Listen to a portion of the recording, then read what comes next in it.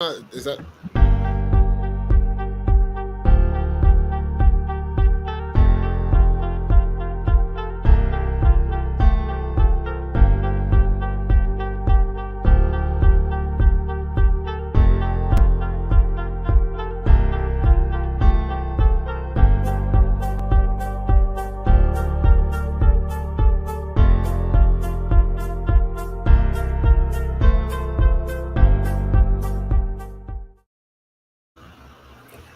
Welcome to another episode of the Swoop Shoes Podcast, episode number 26.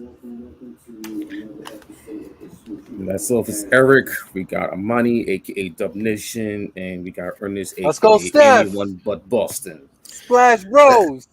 Anybody but Boston. And for then there was today, two.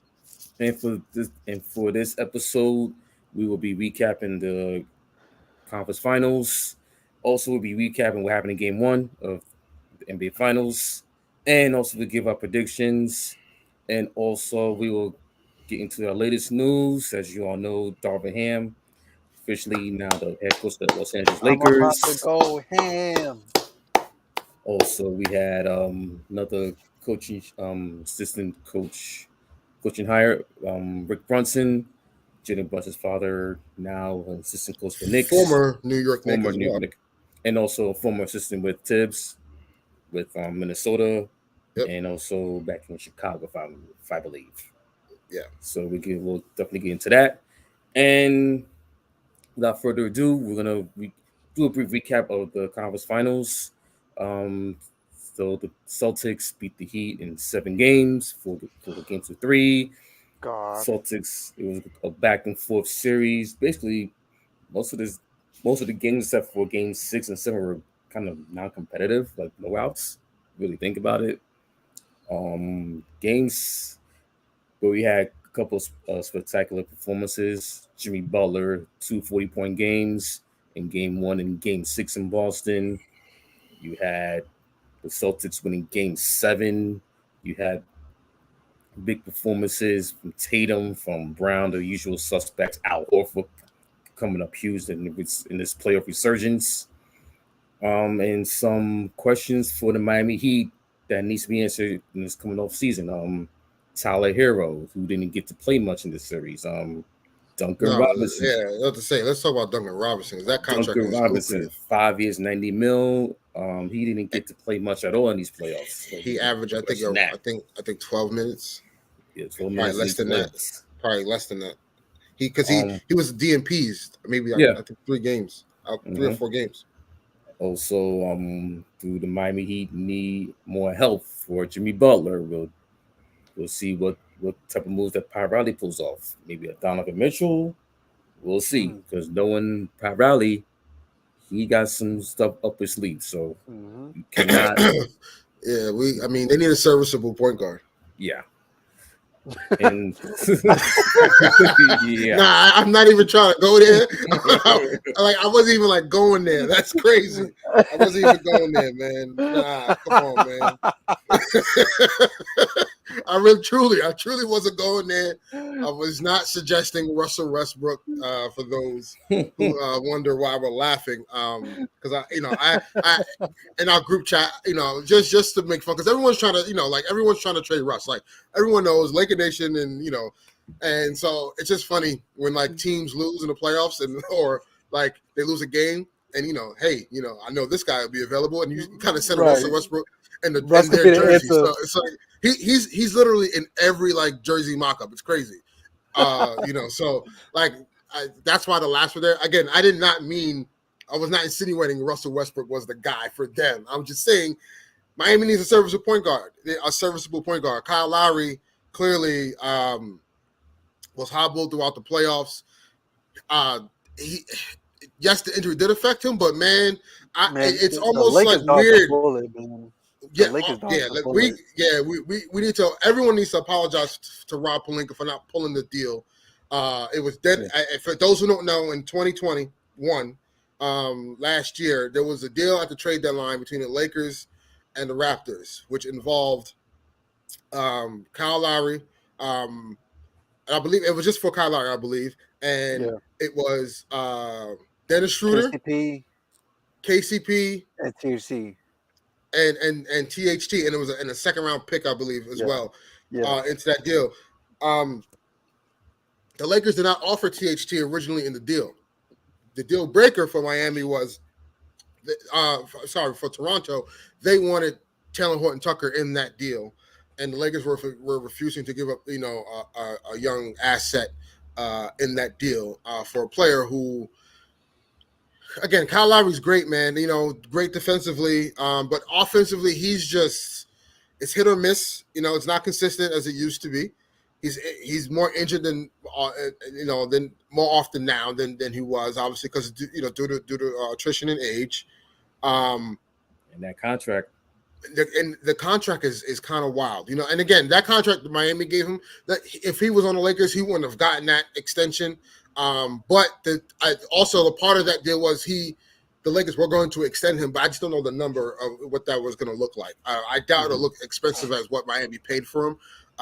But also it's almost like Kyle Lowry looks beyond his time, and I don't like to use the terminology washed. But like he looks like Father Time has caught up with Kyle Lowry.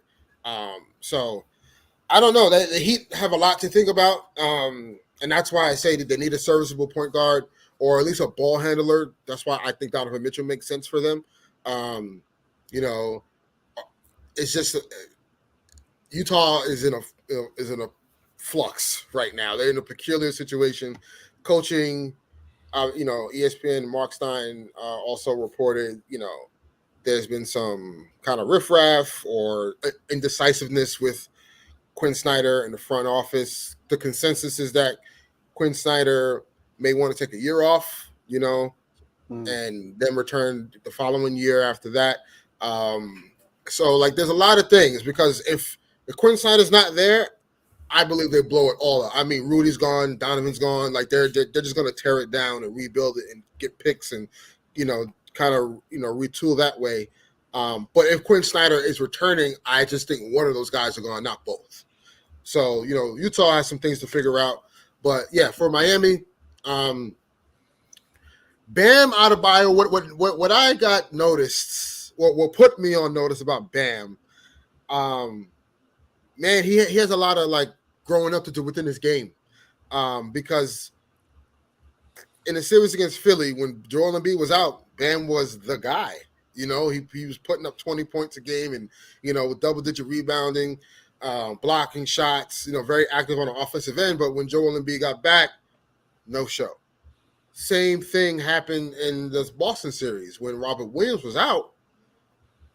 Bam, was it game 2 where he had I think 27. He had a really good game, and he looked like, oh, okay, if Bam is playing like this and Jimmy's playing like that, Miami's probably going to go to the finals. They, without Kyle Lowry being in the lineup at that time, and when Robert Williams came back from injury, was a no-show until game 6. So let me let's just jump in real quick and just ask this question to you guys. So do you think that we give Bam Adebayo, or out of the bio, as K Perkins would say, out of the bio, out of the bio? Do you think that we give him more credit than he deserves? Is he really that good? Okay. He's not in the tier of Anthony Davis or Cat, those guys, because there's different tiers. You got the Joel Embiids and the Jokic's, right? Mm-hmm. And then under that you could Cat is like a hybrid in between when he wants to be. Mm-hmm. AD got to stay healthy, but in that second tier you have AD, Cat, what other stretch fours that are out there. Ayton, you could throw in that group, stretch forwards and centers, right? And then that lower tier, is there too. But it's just, I think Bam is a tier. He's like tier 3, but has the potential to be like tier 1. Mm-hmm. It's just I don't know what it is about his offensive game. He has a great skill set. He has ball handling skills. he initiates the offense at times too for Miami. Pushes the on the He's a great sometimes He's a great playmaker from the post. From yeah. the Yeah, post. so it's Really very solid. weird that he doesn't use those skill sets to his advantage to be able to score the ball. So there's a lot of things he personally I think he has to just do and focus on in the offseason. I don't think you trade him. I think you keep Jimmy and you keep Bam and you build around those two guys and you keep Strus too. Max Strus, I think you keep him. But everything else is kind of up for grabs. I think you kind of just you got to get guys who are one durable and two that can complement Jimmy Butler because he's very inconsistent as well. Like you don't know what Jimmy you're gonna get. I rephrase that. You know what Jimmy you're gonna get when money's on the line. Like in a clinching game, you know what Jimmy you're gonna get. But like throughout the course of a series, like when you're not on the brink of elimination, we don't get that Jimmy Butler. We get like very passive aggressive, almost like Jimmy Butler. Like he chilling, he coasting. Yeah, exactly. So like they're gonna need a guy that can kind of just have those nights consistently, and then when Jimmy Butler has those crazy nights, it's just the icing on the cake. So they have a lot to figure out. Tyler Hero will be sought out, I'm sure, by other franchises and other teams, but it's that Duncan Robinson thing. Miami's gonna have to bite a first round pick on that to get off Duncan Robinson, in my opinion. I think you bring Oladipo back there too. He just needs another year, I think, to kind of get his legs under him. He looked pretty good. Flashes. Yeah, I was saying he showed flashes of he still has that Indiana type of spectacular gameplay that he has. So we'll see, man. Miami really disappointed me because they were supposed to do the Lord's work. Giannis disappointed me. First. KD also kind of disappointed me as well, but whatever. Miami didn't do the Lord's work, and now we're experiencing as a Laker Nation the worst finals matchup ever. All I'm gonna say is I'm gonna just jump in real quick, and I said this in the chat, but I pray to God every night. I pray that the Warriors and the Celtics didn't make the finals, but God wasn't hearing that. He didn't answer my prayers, so now we're here. You know what, man? Laker Nation deserves this in a sense because not gonna lie, the Russ stuff was warranted to a degree, right? The frustration, but listen. Sometimes the basketball for gods do not forget, and they certainly do not forgive right away. So, what we put Russ through, the death threats and all that crap, you know what I'm saying, which is ridiculous and absurd, and whoever decides to do that is the scum of the earth. Not only that, the Lakers try to buy their way. You know what I mean? Instead of trying to do things organically and. This is where we are, and this is what we get. But we truly understand now. You know what I'm saying? We are pardoned for our sins. We are forgiven, and next season we will be back to the glorious mountaintop where we belong. Okay? Because this poverty stuff is not good. Not when you got guys like Russ, AD, and LeBron on your team. That is an embarrassment of riches.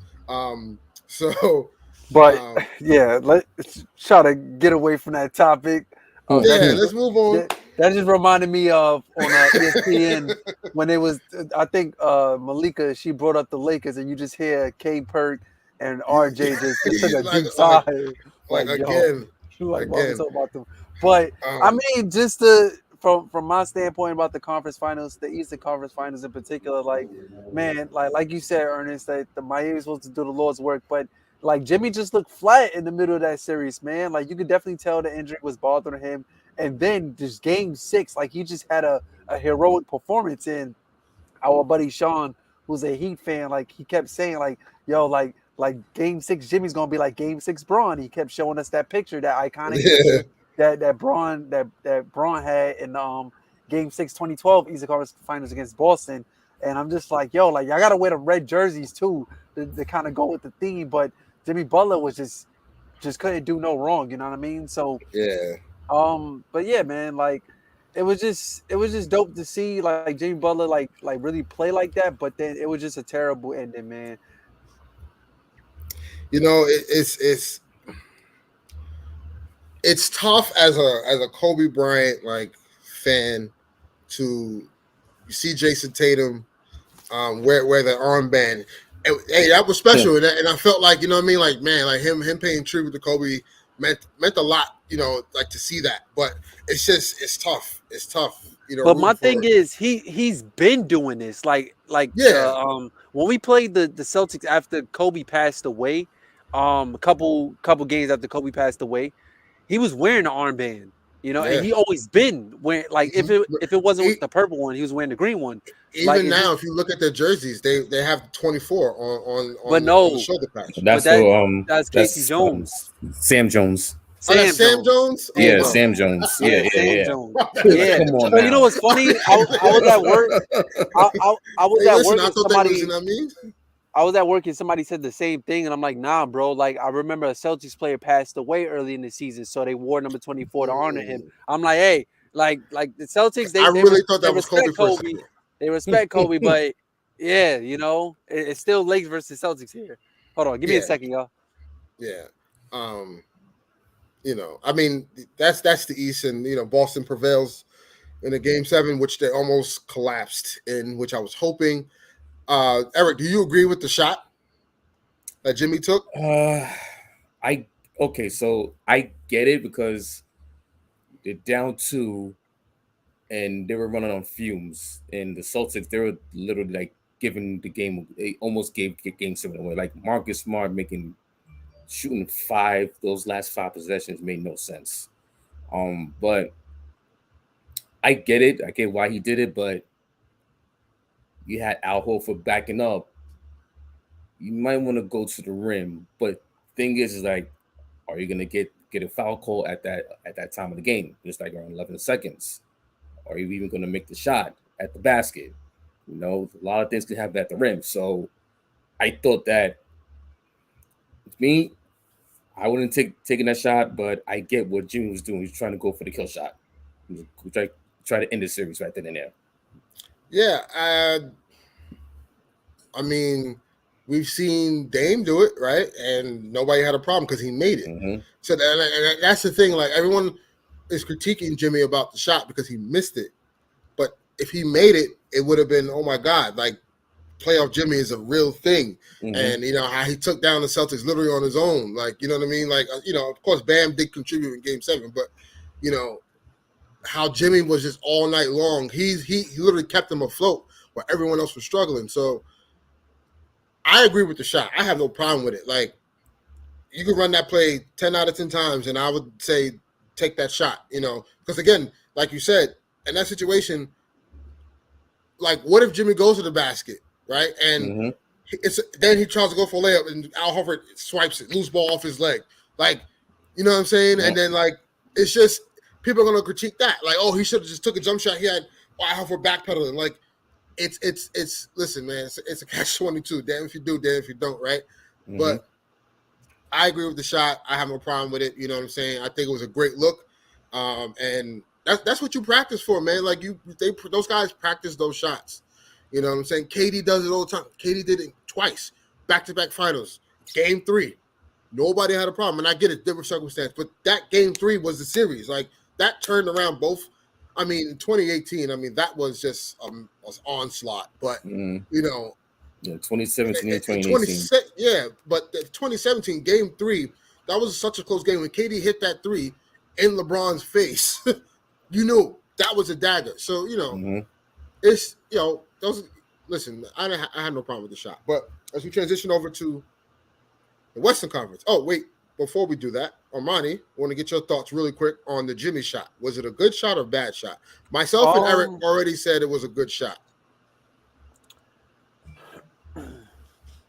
See, down the break, money on the line.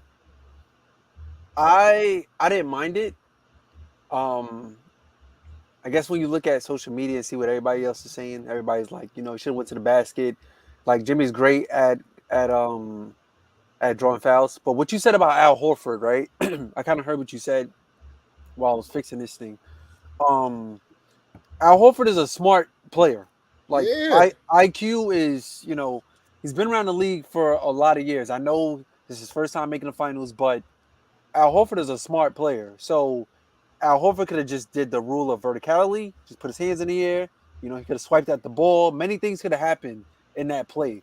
But I mean, Jimmy's wide open. You know what I mean? Jimmy's not the best 3-point shooter, but like, hey, we just literally said that Jimmy's known to show up when the stakes are high, So if Jimmy would have made that shot, right? Cool, right? You're tied, right? We seen Dame take a 30-footer from the logo and just the end Oklahoma. And I also heard when you talking about KD. Remember, KD did it twice, 2 years in a row. He did it against Braun and he did it against J.R. Smith. And he just took it like it's nothing. Yeah. It was 2018. It was J.R. Smith. Yeah, to 2018. Yeah. Mhm. So it's just like, all right, just those. You prepare for moments like that. Like when the stakes are high, like you have trust in your best player to make shots like that. Yep. So if Jimmy makes a shot, cool. The arena goes crazy. But think about it, bro. When Luka hit that game win against the Clippers in the playoffs, that step back, like he was literally he came up court and that's his shot. Yeah, he dribbled twice, step back. That's his shot. You know what I'm saying? Like and this is against Kawhi Leonard, who was backpedaling. Like you're gonna tell him, yo, like you should have, if you'd have missed it, you should have went to the basket. No, I'm open. This is how I get in my rhythm. Jimmy, he had rhythm. He was coming downhill while Al Horford's backpedaling. He gave me space. I just need to spot up and shoot. Yeah, it's always going to be. It's always going to be a what if. You know what I mean? Like if he made that shot and they still lost, we wouldn't be talking about that. And if he made the shot and they won, we wouldn't be talking about it. You know what I mean? And we would just be like, damn, Jimmy, he's clutch. But since he misses, like, oh God, like the same thing could be said about Braun 2013 finals against San Antonio when he took that three before it found its way to Ray Allen. It's like, damn, why you took that three? You know what I mean? So it's the same thing, but bro, remember Steph when he shot against OKC, when he shot from a half court. Like no one said anything. No one said he made it. And look, I'm not even a Thunder fan, bro. And that was crazy. But that's when I was, it was literally one step from half court. Yeah, and he bro. It was a shot. That's it, bro. Like, you know what I'm saying? And that's when everybody was raving about the Warriors being the best team ever. Because it was undefeated start of the season. They even took the Warriors record from the previous season and combined it with that current season, and that's what just made it even more like annoying. You know what I mean? Because it's like, yo, like, are you serious right now? Like, we really doing this? But yeah, PTSD. But like you said, nobody questioned that shot. We was all looking like, what the hell? And he made it. It was like, wow, like all you hear was Mike Breen, bang, bang, bang, bang. When you hear that against your own team, that Mike Breen bang hurts, bro. Yeah, bro. But yeah, man, it was a. I mean, Jimmy Butler is a warrior. The man played 48 minutes, took the shot. Do what you gotta do. Yeah, you gotta do what you gotta do. Gotta do what you gotta do. Speaking of the Warriors, of Jimmy being a warrior, we're gonna segue into the Western Conference Finals, which, I mean, this was a brief, high and by type of thing. You know what I'm saying? No one anticipated the Mavericks to win the series, just off the sheer fact that they didn't have enough firepower to go against Golden State. Luka clearly couldn't do it by himself, but this I think this is a growing moment for Luka, as Jason Kidd alluded to. Luka has to get in shape, and he has to be able to kind of keep up the pace deep into the playoffs if he wants to get that ring. So but as everyone kind of predicted, the Warriors are going to win that, and then move on to the finals. Yeah, it was just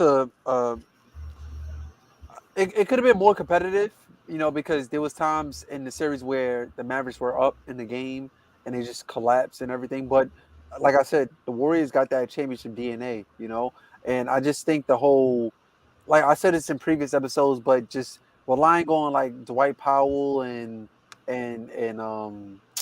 God, what is his name? 3-point shooter, Kleber. Cleveland. Matt Kleber. Yeah, relying on those guys to get you rebounds. Where like rebounds is cherished, man. That's how you finish a defensive possession. You know, to to hold you in the game. Like I just don't think they need a big. They need a big. I do like the combo between Jalen Brunson and Dinwiddie, but like you need more firepower. You need more firepower straight up, and they just didn't have enough to contend with the Warriors. So Well, for me, the fact that the Mavs blew leads in Game 2 and Game 3 cost them the series, exactly. especially in Game 3, they had a 15-point lead, fourth quarter, and then they let Andrew Wiggins go off, especially with that dunk that just literally just put the series to bed. Remember the game that they won, Game 4, Game 3. Sorry, no, Game 4. No, Game 4. It was Game 4. Game 4 that they won. They almost blew the They lead. almost blew, they almost blew that game too. Yeah, they almost blew that lead, which was insane. Insane. So with this playoff run for the Mavericks, it was really good for Luka, but also it exposed the weakness of he's got to get into in playoff shape. There's a difference between regular season shape and playoff shape. He's got to get into playoff shape if they want to contend for the West. They need another big. Also, now with the priority of Jalen Brunson coming up in later this month in July for free agency, what other pieces do they need besides a big man? And also, if they re-sign Jalen Brunson, what other pieces do they need if they want to contend in the West? Well, if they re-sign Jalen Brunson, which I believe they'll re-sign him. A two-way wing. What? Yeah, I think it's a big if, because I don't know if Jalen's going to go back, but we'll see. Jalen Brunson, if they re-sign him, this makes Tim Hardaway Jr. expendable, because you're going to have Dorian Finney-Smith, who kind of could play that role now, has gotten better offensively, and you also have Spencer Dinwiddie as well. So you're going to have a redundancy at that guard position. So I think they've gotten this far without Tim Hardaway Jr. It clearly tells me, okay, they can get off him. I would honestly package Tim Hardaway Jr., Dwight Powell, and a pick for a serviceable wing. If they can somehow pry Jeremy Grant from Detroit, that'll be a perfect fit for them on that team. It may cost them Maxi Kleber or something like that, but who knows? You can always replace Maxi Kleber. Yeah. So I think they need a wing like that, because Luka, you're gonna have to mask Luka's defensive deficiencies. So Right. you're gonna need comparable players on the court like a Dorian Finney-Smith who can guard in those clutch moments. When it matters, because Luka's gonna get picked on. It happened all playoff long. Every switch they were calling Luka out, for to one-on-one. So, Mavericks has some work to do. I think next year they'll still be a contender. I don't know what big they'll be able to get. You heard rumors about Rudy Gobert or Ayton. I don't know. We'll see. I got reservations about Ayton going there. I think Ayton's going to go to Atlanta, but we'll see. But the Mavericks definitely showed us something this year. Jalen Brunson definitely showed this year, and he getting paid. And yeah, it's going to be some exciting things to see in Dallas as things unfold in the playoffs. I just hope it's not a flash in the pan. So I just hope it's not a flash in the pan with him. Here's the thing, though. Who with Jalen Brunson? Yeah, because there's a contract year, so know they're going to play better with the contract. Exactly. Yeah. But he doesn't rub me that way, though. I mean, he went to Villanova and won 2 championships, so like he's to me, he's a grind horse. Like he looks like a guy that he is after it. You know what I'm saying? So I don't think he'll kind of lacks, once he gets a deal that he wants. Yeah, I don't see it. I think, whatever team he winds up on, Mavericks, Knicks, other teams that need a point guard out there, I think he'll have an opportunity to be featured now, than be like a Cole-ish, star. I mean, he's not a star yet, but he's getting there with Luka. So, we'll see. And, again, Warriors prevail, and they're here in the finals. Goodness. And, Steph Curry, the Magic Johnson Award winner. Yeah. Can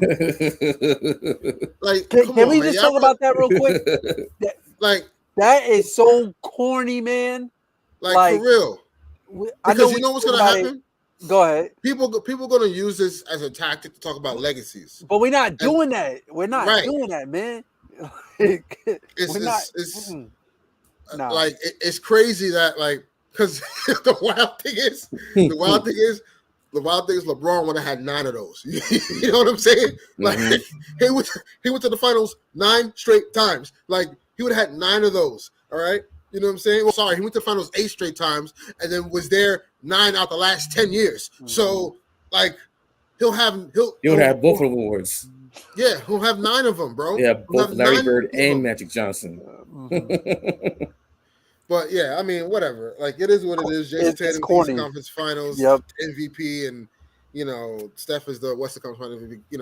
Kudos to them. They had great series to get their team to the finals, and now we're here. As you know, Game 1 was on Thursday. Man, what a show that was! Steph came out on fire. Hitting 6 threes in the first quarter. I was like, whoa, this is. I'm like, this is how. But I was looking at Steph like, okay, this is how he's going to play this series. But then halftime came. And I said, wait a minute. If I'm Boston, I'm actually feeling good. I'm up 2. It was a 2-point game. Going into halftime after Steph going berserk. But also, if you remember, he didn't score any points in the second quarter. Right. He didn't score any points in the second quarter. He took 1 shot in the fourth quarter. I said this to someone before when they asked, Ernest, who do you got, Boston and I'm like, man, can I drink bleach instead? But anywho, I went with the Warriors because obviously, as a Laker Nation, I understand. Bleach probably tastes like Kool-Aid, man. Yeah, dude. During times. Hennessy's delicious. The crazy thing is, I understand Laker fans. Some are indifferent. Some are not old enough to know about the rivalry, right, with Boston. And, all they kind of know is Golden State, and the hate they got getting Kevin Durant and how they ruined the league, which they really didn't. But, so and then you got the LeBron fans and stands is alive, right? And there is an abundance. An infinity of sort, who despise Steph Curry. They see him as the direct villain as LeBron James, right? So I mean, can you blame him though? You can't, but literally there is civil war of vengeance happening in Laker Nation because half of Laker Nation is like, what are y'all doing? F Boston. We don't do that. And the other half is like, well, we're LeBron James fans and we're Laker fans because of LeBron James. So we don't like the Warriors. Let's go Boston. So and then also real quick, you got people who appreciate Jason Tatum idolizing this guy, wearing the armband and everything, but it's still we want to see him succeed. We want to see him do well, but it's also you do have Kobe guys, you know what I mean? Right? You do have Kobe guys that are like, nah, I'm rocking with Tatum because he rocked with the Mamba, and I'm like, whoa, but the Mamba would rock with Boston. But here's another thing. Here's another flip. Kobe's favorite color is green. Yes, Eagles. I know. That's crazy. That's crazy. Yeah. So, yeah, man. It's a definite conundrum.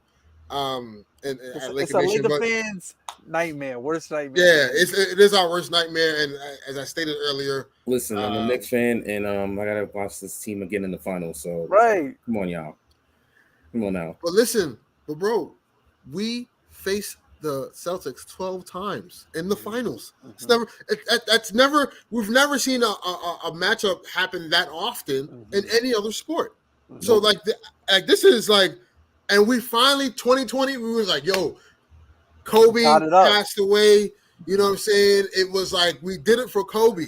Number 8, right? Number 24, and we got number 17 to get 18, and we tied the Celtics. You know what I'm saying? Like That was after 2 the last years ago, and now the Celtics are back in the finals. It's yeah, you know, but and again, we got to get to the finals talk. Enough about the Lakers, but geez, the silver lining in this though is that this by Boston getting to the finals and potentially winning it because it's They have a real legitimate shot. They have a it's legitimate shot. It's looking real slippery for the Warriors, but and the silver lining in this is that I believe that with the Celtics getting in the finals and possibly winning, that the Lakers front office and franchise is like, whoa, we got work to do. You know what I'm saying? So, especially if they eclipse us and they get 18, and we're on 17, and they're kind of running that roster back next year, and we're looking at, you know, a couple 3 guys, and you know, hey, there's a picture. There's a picture of the Celtics logo in the front office with a big red target around it with the pin pin right on it, like, you know. So you know, we should have 18 now because last year, whatever. Okay, so you know, yeah. So now we're at the finals. You know, as we said, Boston came back after being down double digits. They were down actually midway 12. They were down 92-80 end of 3. Think about that for a moment. 92. They allowed 92 points for the first 3 quarters. But 16 in the fourth. So then I see. All right, I appreciate you bringing that up because 12-point leads, even a 20-point lead, is not a big lead anymore. As long not as even you a shoot, 30-point lead. Right, not even a 30-point lead. As long as you shooting that tray ball, that's going to keep you in the game. Here's a crazy stat, and mind you, they shot 9. They hit 9 threes. I believe in the fourth quarter. Had 6. He had 6. Yeah, they hit Devin 9 White threes. Had 5. Right, they hit 9 threes or 10 threes, whatever, in the fourth quarter alone, and the Warriors only had 7 field goals. Like, think about that. You know what I'm saying? And then here's a crazy stat. 17. Yeah. Yep. And here's a crazy stat. Middle of the third quarter. Well, actually, no. They were trailing 87-72, you know, in the third. So from that midway point to the third quarter to the end of the game, they went on a 39-16 run, bro. Like what?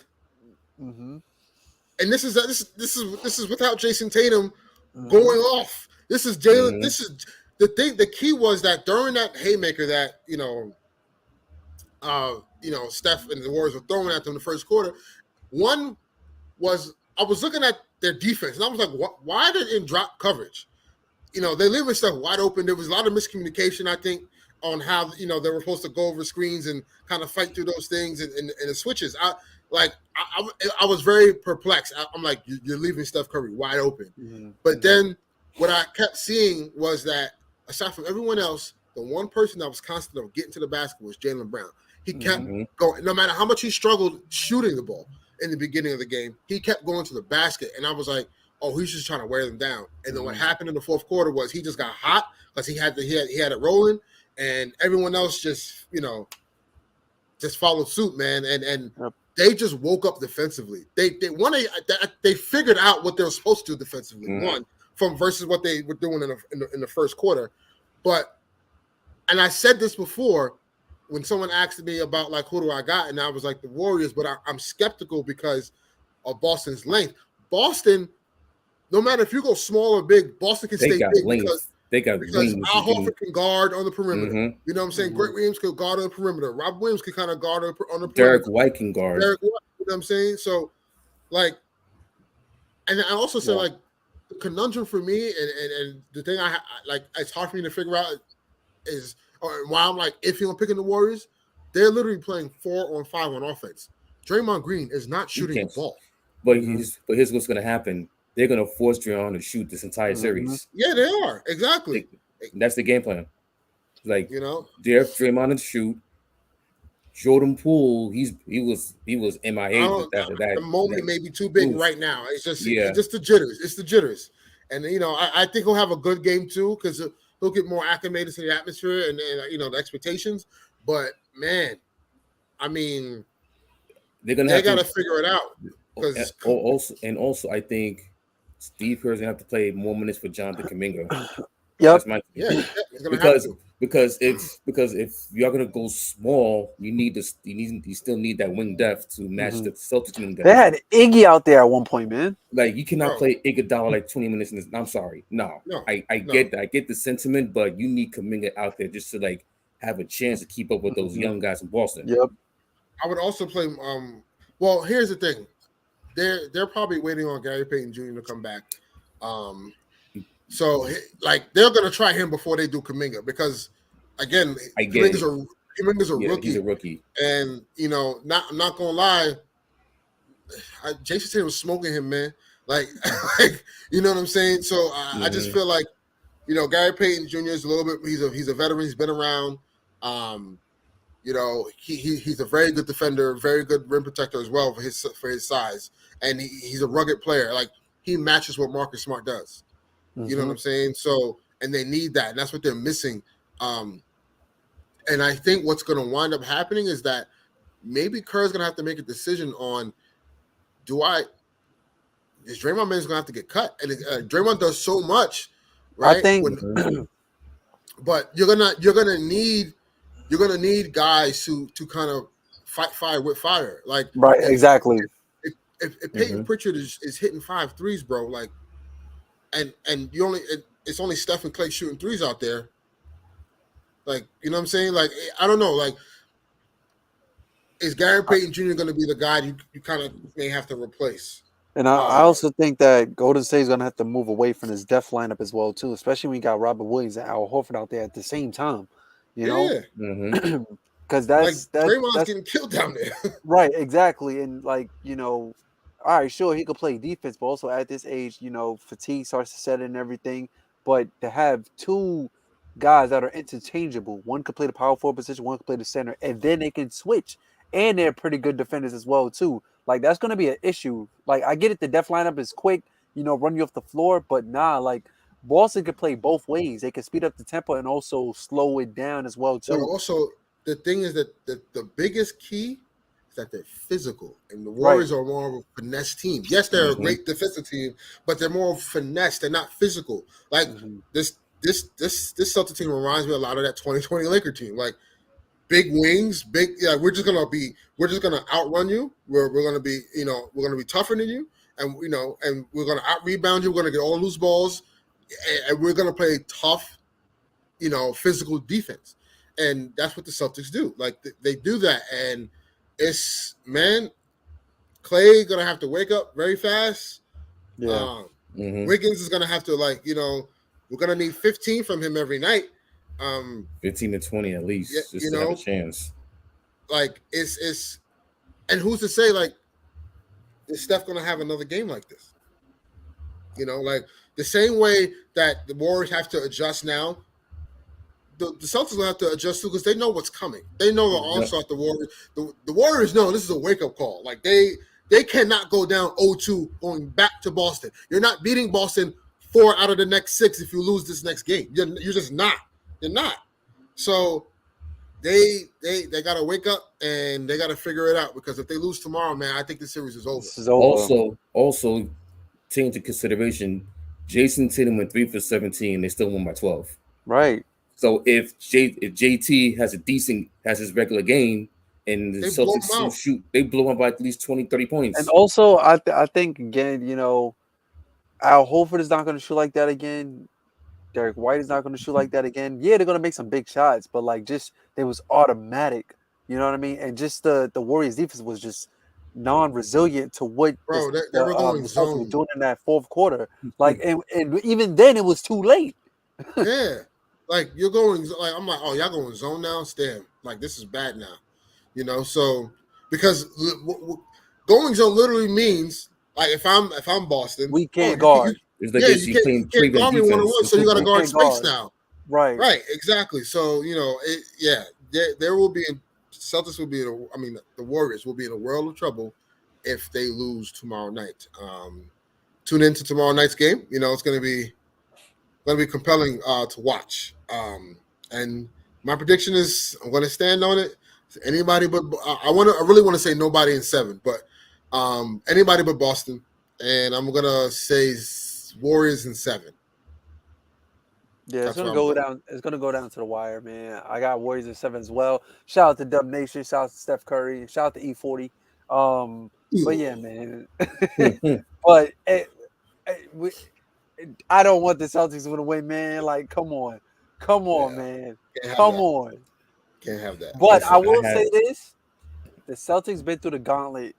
They've been through the gauntlet. Bro, you can't refute KD and Kyrie. Giannis, and Jimmy Butler and the Heat. I mean, listen, that is an impressive run. Gauntlet, man. Oof. Not gonna lie, if they win, Jason Tatum is cemented, bro. And we were saying that. Not gonna lie, this is an historic run if he wins. Yeah. You know what this run reminds me of? Dirk. It reminds me of Dirk. Yo, very reminiscent of Dirk. Dirk first round went through Kobe, right? Yep. The first round. It's crazy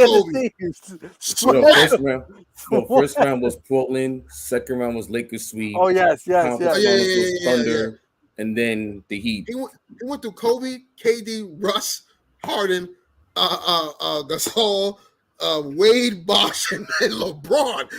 That is an impressive. That is definitely on par with. Yeah, absolutely.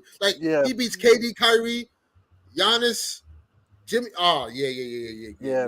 And it's crazy because we was saying that, like when we was doing our predictions, like Miami had the easier path to the finals because all they had to worry about was Atlanta. They made quick work out of Atlanta, and then who was the second round? It was Philly, right? They did what they had to do. And then we was like, all right, they're gonna meet right, and then they're gonna meet their match when they get to the conference finals. And sheesh, but Boston, they went through the gauntlet, man. And mind you, with the Celtics run, they had to win the Game 6 elimination in Milwaukee. They had to stave off. They had to win the Game 7 on the road in Miami. Yeah, and that's the thing. I was telling people the Warriors haven't seen a team like Boston all playoff series, all playoff long. They went through. Think about it. Their first series was Denver, and it was against Jokic, and he had no help. Second series against Memphis, they played a Grizzlies team that didn't have John Morant after game 2. And then also got blown out by 50 one of those games. Yeah, but still, we all knew Memphis wasn't going to win that series without John Morant. And then they go and play Dallas, who, essentially got there for the first time and, inexperienced and stuff like that. And they're on the come up, because, they caught Phoenix lacking. So the Warriors didn't see a team like the Celtics. The Celtics have been battle tested the whole playoffs. And they faced tougher competition, in my opinion, to get to where they're at. So, yeah, the Warriors are in for a rude awakening, man. They got to shape up quick. But as we segue into the NBA offseason, is nearly here. The last 2 teams are still, fighting it out for basketball is almost over, man. Damn. Basketball's almost over. But the interesting thing is about the NBA, it's almost an all season, all year. Yeah, but it's not. You literally it's not the same. You don't get the games, but you literally get a week. After the finals. After the finals, it's a week of silence, right? And then everything else starts the draft, free agency, all that stuff starts to roll in. So then after that, you got summer league, and then the Lakers literally just put out their preseason schedule already. I seen that. You know what I'm saying? So it's teams are prepping for next season 2 months ago. Because it's already here. So the draft is Thursday the 23rd. So exactly. You get a lot of noise. Are going to end next week. There's already a lot, and that's it. Yeah. Also, there's also noise about what's going on with who's going to be trading up, trading down, who's going to be So it's a lot of stuff happening right now. So there's no actual movement, but there's a lot of rumors, stuff flying around about the draft and who's going to move up, who's going to trade down, whatever. So stuff starts. This is where the offseason starts to really happen.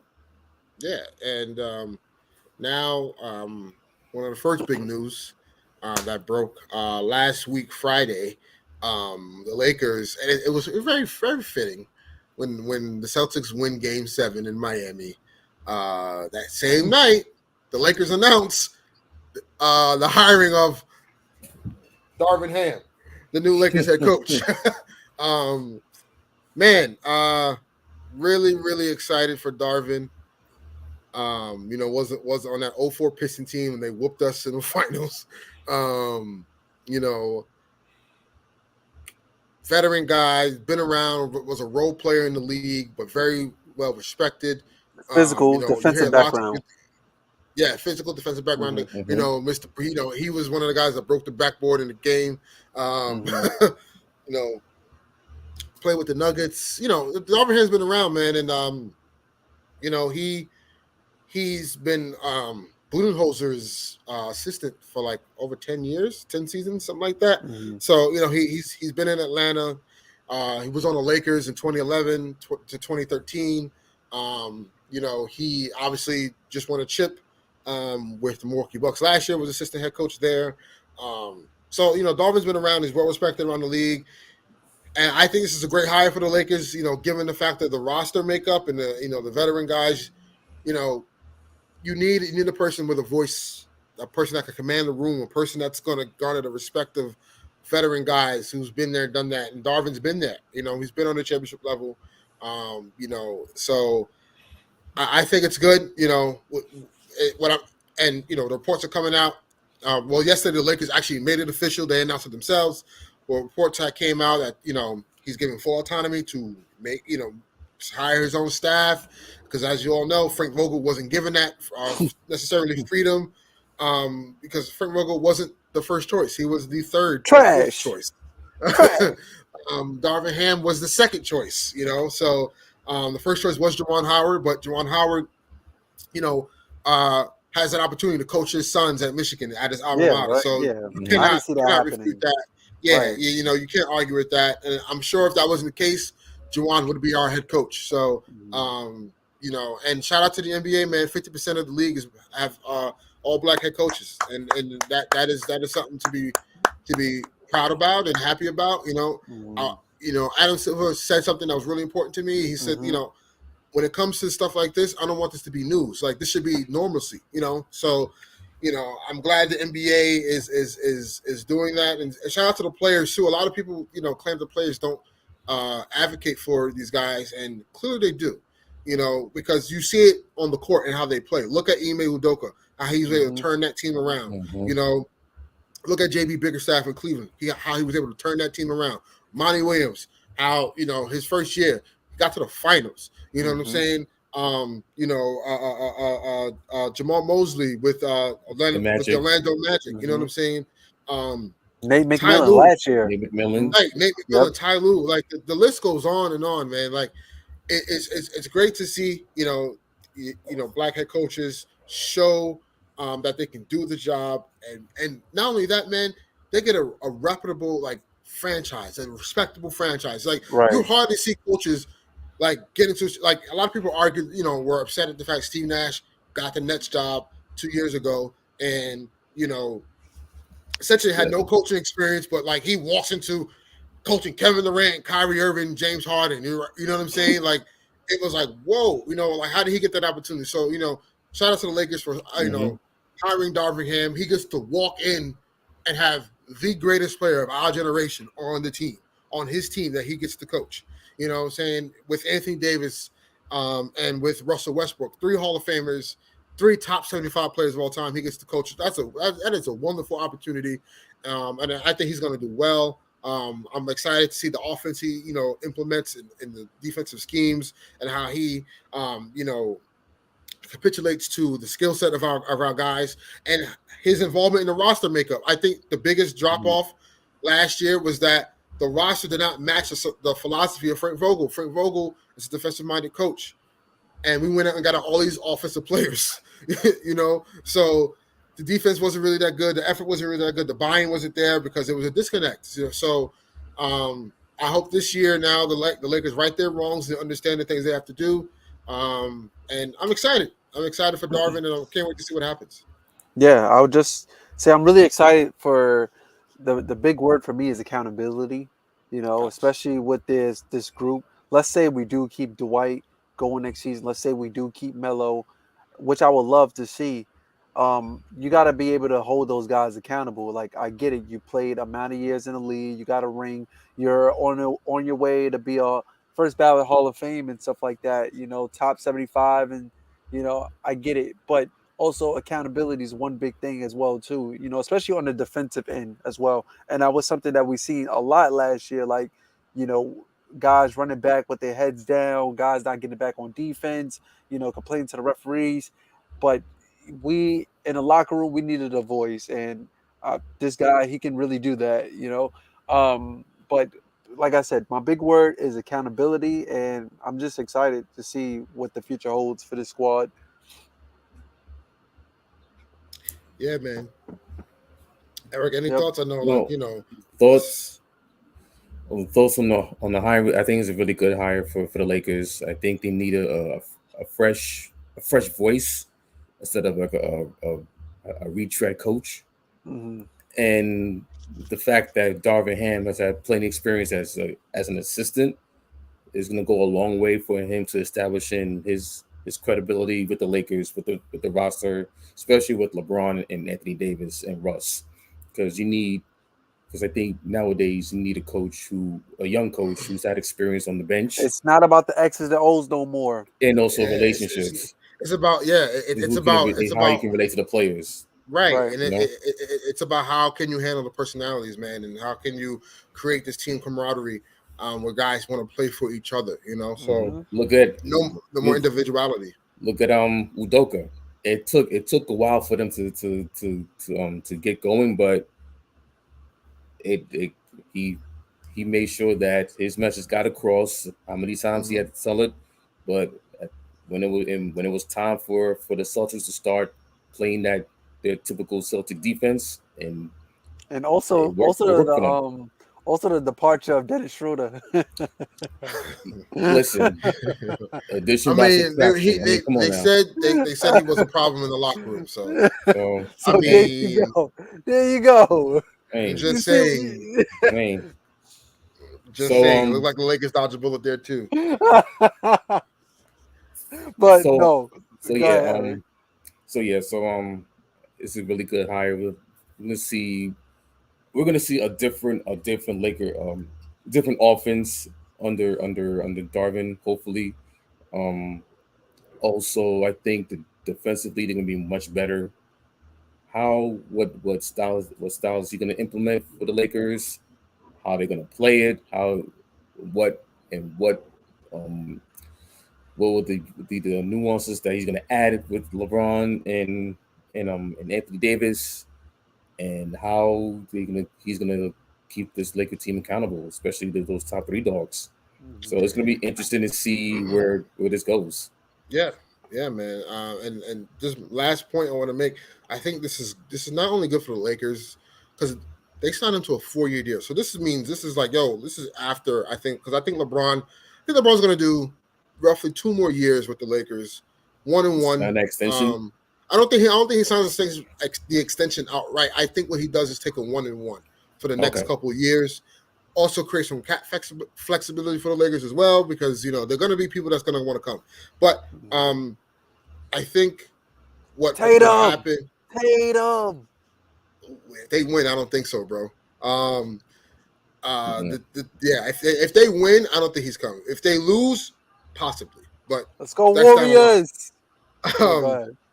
I think the biggest key though for this hire is Anthony Davis because if you Yeah, saw what Darvin Ham was able to do with with Giannis. Giannis, Mhm. um, able to kind of help him along the way. Um, I think it's going to do wonders because he's been up close and personal with Giannis, so he sees all that stuff.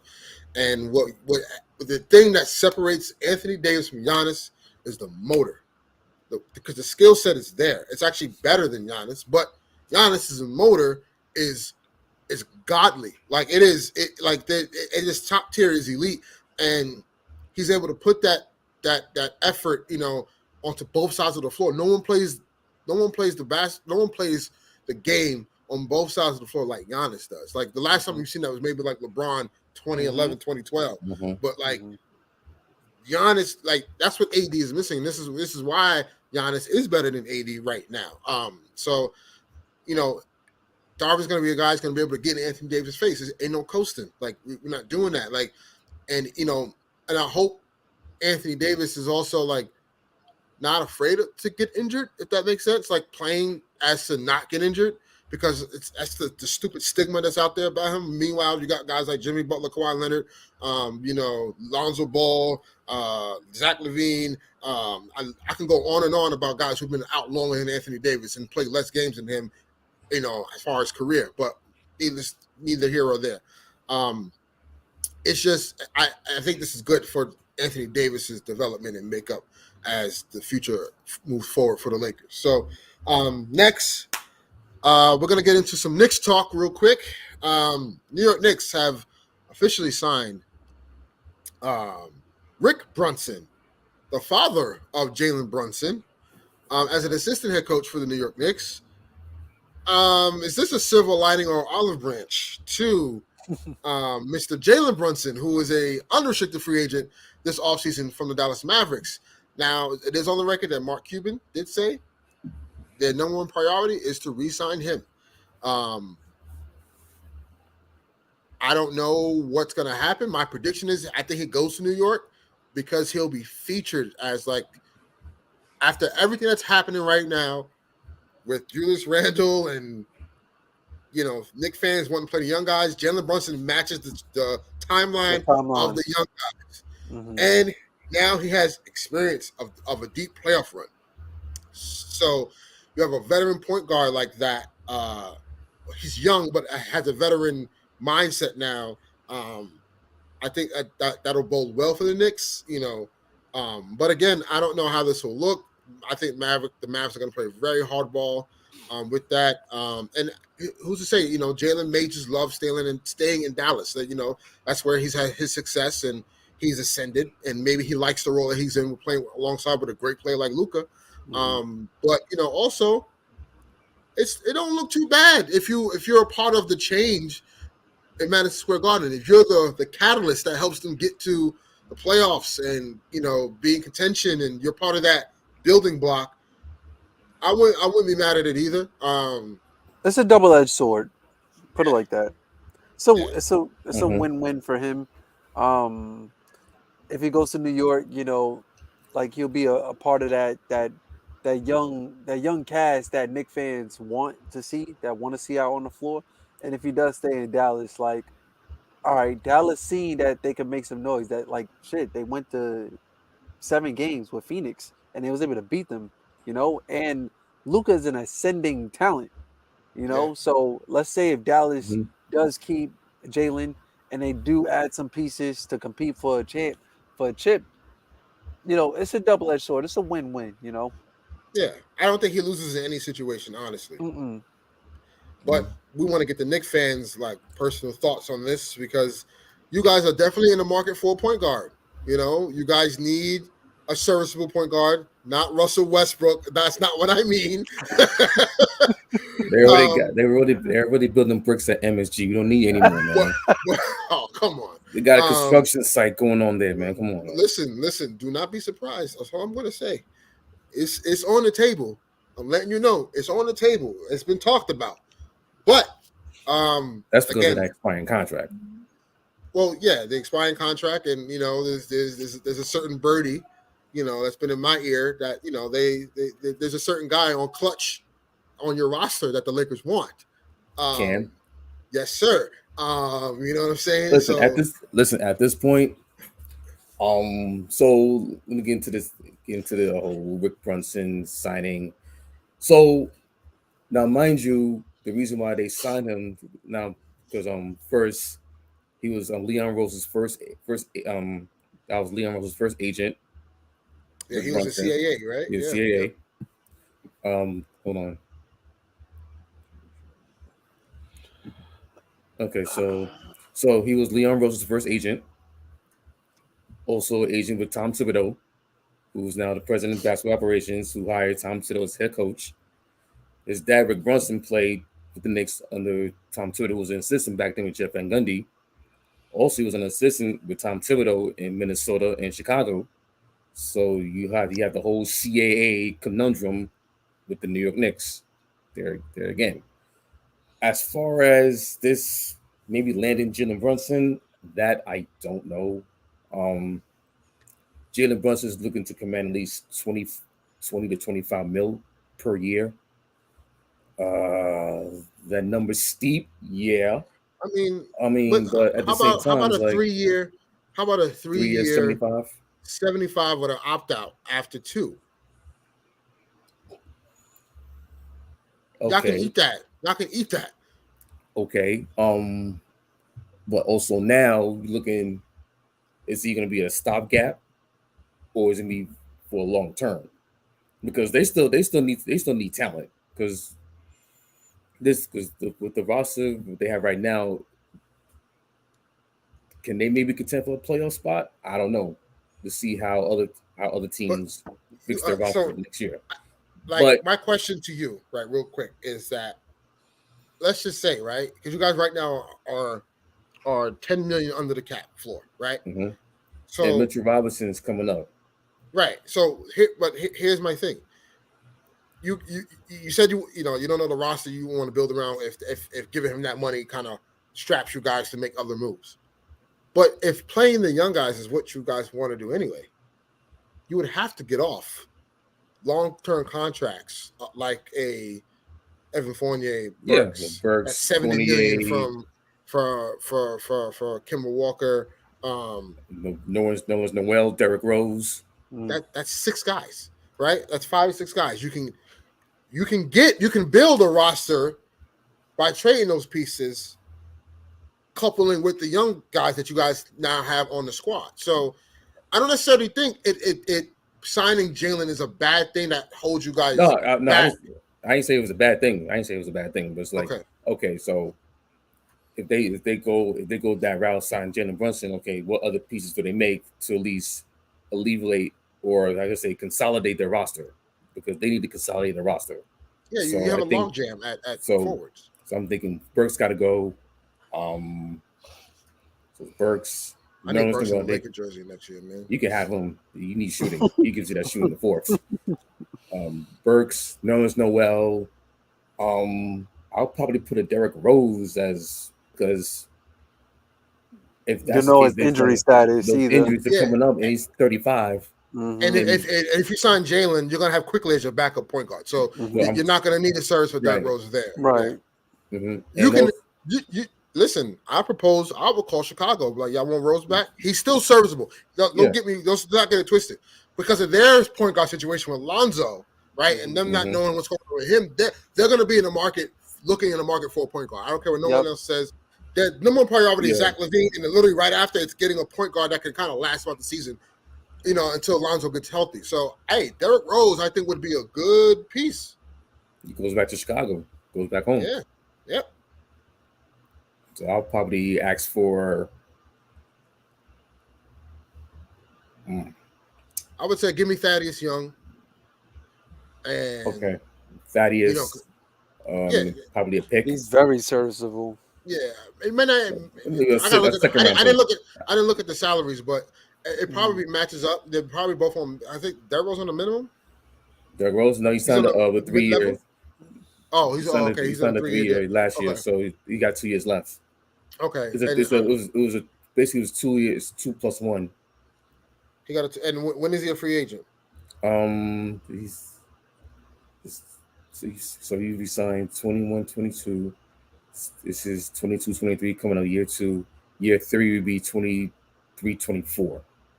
So look, it matches because Thaddeus Young's on a 3-year deal right now.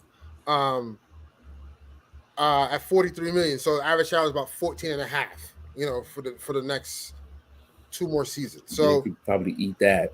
Yeah, I think it matches up, and I would say for that, and plus they're looking to move up in the draft. So you add that alongside with maybe getting a Brunson, maybe they could play around and move up in the Here's draft. what I would do if I know I'm getting Brunson, right?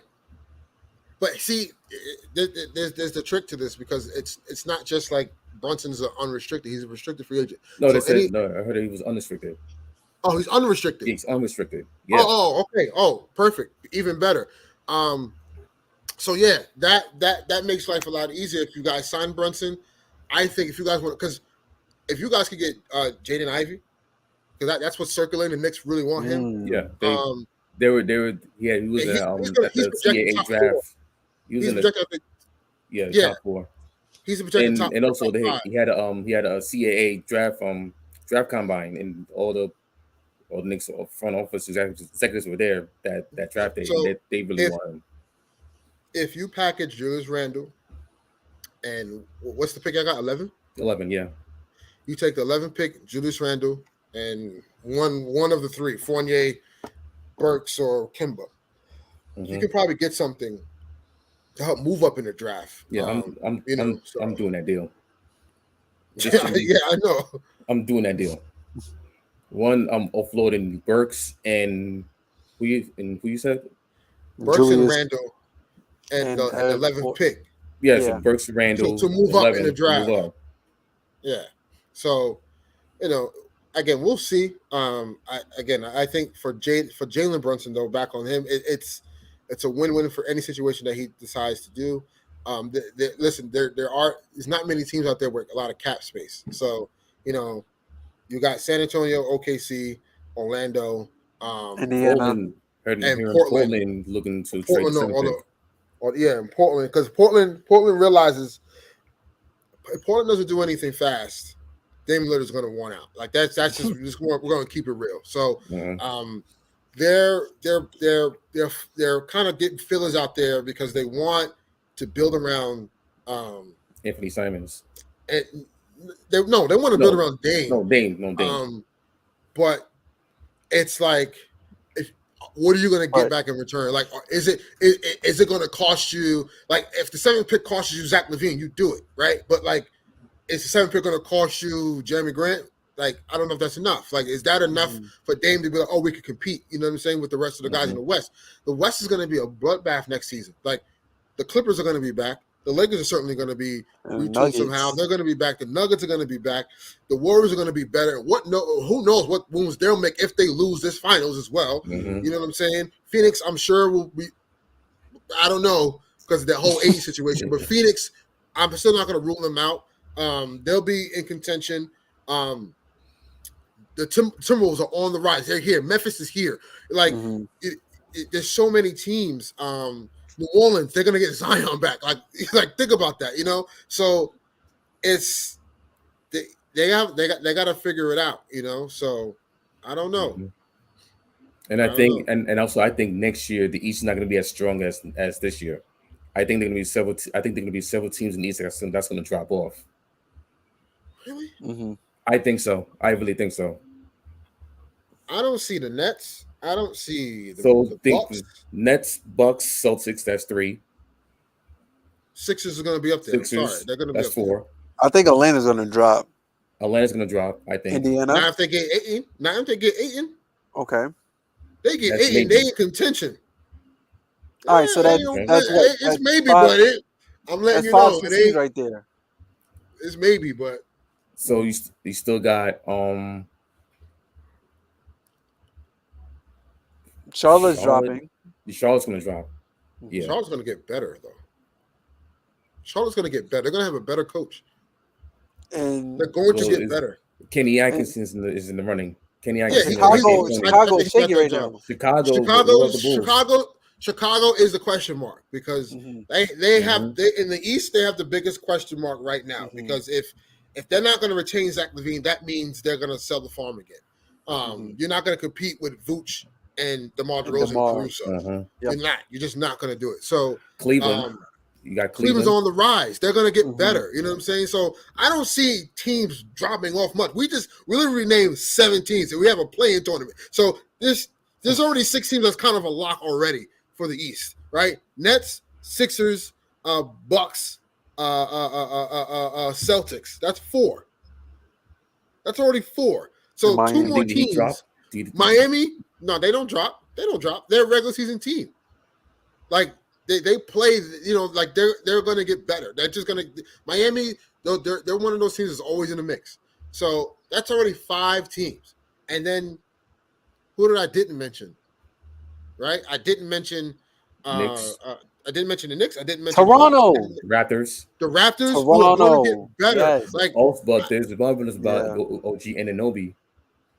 yeah, Masai ain't giving an OG for nothing. Nah, He's gonna get returned for that. So yeah, that's just posturing. People just get fillers out there. Like that's what these these franchises do with the media. They kind of just throw these things out there to see what the fillers are like. So the East isn't going to get worse. The East is actually going to be really good and competitive next year. So I don't see a drop off. So this is why I think it's important the Knicks hit on this. If you sign Jalen Brunson, it makes you better. But also, if you can package that pick with Julius Randle and all the rest of those guys, you can get good compensation and possibly move up in the draft and get the young guys and kind of just work on that. And also, I'm proposing next year's Mavericks pick because I'm thinking the Mavericks they're gonna get better for 2023. So why will I still have that pick? I can use that along with the 11th pick. You know, so I think ultimately the West will be better than the East, but the East will be super competitive. Both conferences are going to be tough regardless. You don't know what's going to happen, but I just don't see a drop off in the East. I don't. I just don't. And then you don't know what free agency, what will happen with that and trades, because there's going to be a lot of movement this summer. Like it's going to be a lot of movement, man. So, I just think the East will still be a formidable conference that teams are going to have to be reckoned with, and the teams on the bottom who are trying to ascend are going to really have to figure it out and do it the right way, because if not, they're going to struggle again, because Detroit, Orlando, Brooklyn, right? You know what I'm saying? Like Houston. You don't know. Never know, because Houston, they want to get out of John Wall's contract like ASAP. So I'm just saying, and we're not acting like Mr. Big B can't play. Like John Wall's a good player, man. We just haven't seen him. He's been injured, and I understand like 3-4 years. Yeah, man. Yeah, 2 years, going on 3 now. I understand the reservation about it, but at the same time, if he's on a team that's good enough around him, hey, that's a good piece to have. So, we just want to conclude this show. Tune into the finals tomorrow. Anybody but Boston, please. Dub Nation. As Goku would ask, send them your energy. Give them the spirit bomb. Send them your energy, because they're gonna need it. They're gonna need it. Boston ain't nothing to play with. Boston is not no fluke. My basketball mind tells me Boston will win the series, but my heart wants the Warriors to win. That's where I'm at with it. So, it's like the 2016 election. Oh man. But needless to say, guys, it's been great. You know what I'm saying? Until next time, we're gonna get into some offseason stuff. And definitely we're gonna do some coverage on the draft, because that's gonna dictate a lot of movement around the league. Yes, sir. We want to talk about what the top 5. I would say let's go with top 10. Next episode, we'll talk about the top 10 teams in the draft and what they're gonna do. Who's gonna go where and what may happen, what may have you. So we'll cover that. And obviously we'll cover more news that may come out. With whether it's obviously the Lakers, who have news every day, or the Knicks, or any other news around the league, that's going to be essential. So until next time, guys, let's go Dub Nation, and peace and love. Peace.